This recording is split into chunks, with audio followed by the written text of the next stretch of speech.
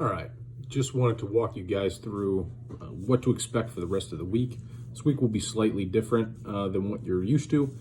We will be actually starting a component of the actual assessment tomorrow.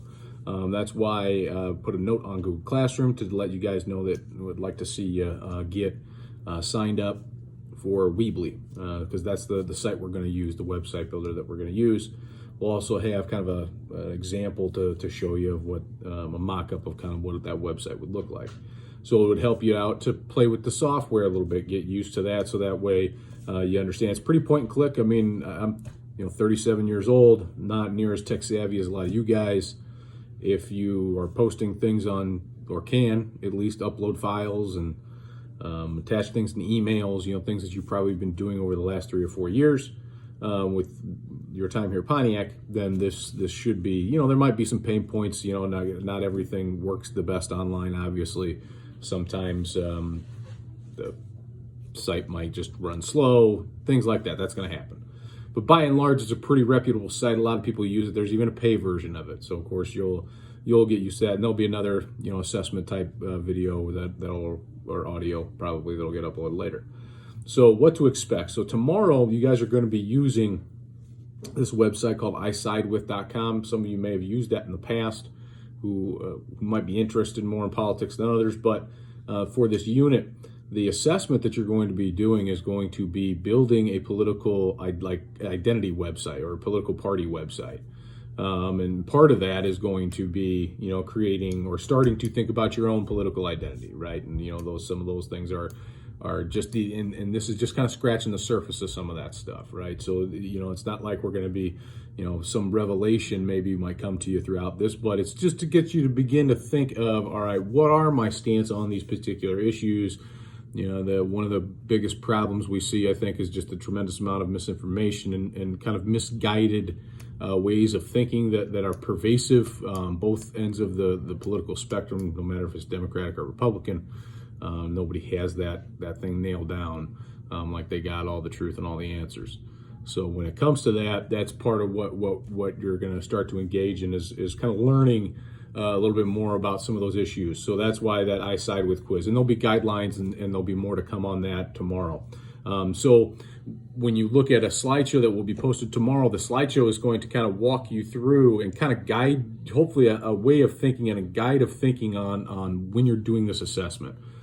So that the first portion of the slideshow is going to be focusing more on how that American identity in politics was built. So you'll be looking at a slideshow with that. The next part of the slideshow will help you understand what a party platform is and how those get formed.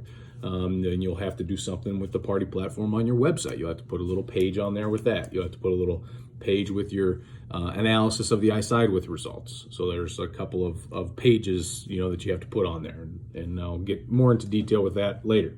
But I just wanted to preview your week.